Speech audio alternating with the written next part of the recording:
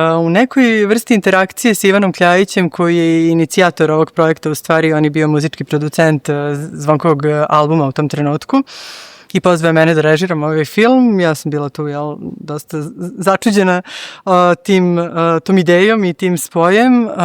ali mi se baš zato odmah i to svidelo. Onda smo mi krenuli u priču o tome kako taj film treba da izgleda i on je imao neku vrstu strukture u glavi koja se ticala pesama, odnosno jednu po jednu pesmu koju bismo prolazili kroz priče drugih ljudi, Zvonkove i tako, o tome kako su te pesme nastajale, šta su one kod Zvonka budile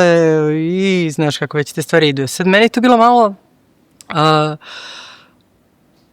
usko možda i malo nedovoljno, pošto sam odmah zamislila te ravnice i kako pucaju, znaš, pred očima, i onda sam shvatila da uz Zvonka ide svašta nekako, znaš, u nekom kompletu sa Zvonkom idu i šeširi i tambure i kola i te mlade i takve neke stvari, i kako to sve mi moramo da imamo.